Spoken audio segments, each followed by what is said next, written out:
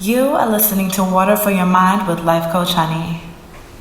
Give me water, water for my mind. Peace and blessings. How are y'all doing? I'm fine. Thanks for asking. Let's visit the concept of making choices and viewing results. Understand that we get results every day from the choices we continuously make or have made. I want to be clear that we're not talking about immediate life or death situations, but everyday decisions. This is an important thing to be conscious about. When we say that we had no choice, it's usually not completely true. And when we disown our choices, we disempower ourselves. I'm sure many times we probably made the best decision that we could have with the knowledge and resources that we were aware that we had at that point in time.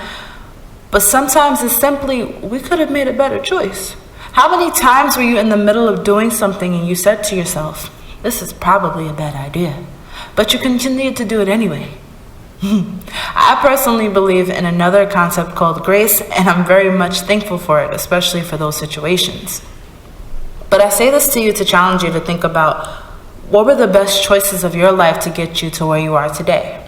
What choices brought about your greatest manifestations? Was it going to school to get your degree in a subject that you're passionate about, having a precious mini-me to call your own, taking a job to provide you with financial stability, switching industries to find a position that suits you, taking more time to take care of your family? What seeds have you sown consciously or unconsciously? Let's talk about unconscious sowing.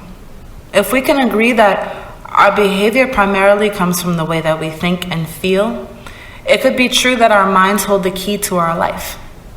There are a couple of great minds that have come up with this analogy of our mind as something that we can plant on. But the author that stuck with me the most was Don Miguel Ruiz in The Four Agreements.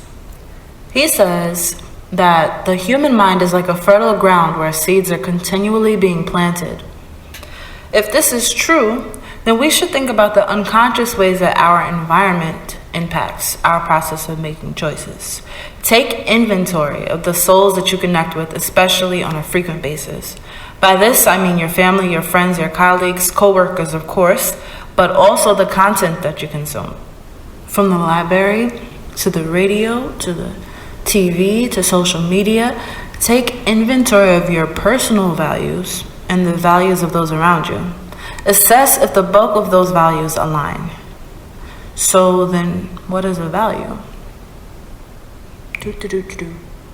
So based on the dictionary, a value is a person's principles or standards of behavior, one's judgment of what is important in life. One habit of people that experience the most happiness and fulfillment in their lives is making choices that are in alignment with their values. So pat yourself on the back for the areas of your life that you feel are already in alignment with your personal principles. But also think about where you could further align areas of your life to make you feel happier.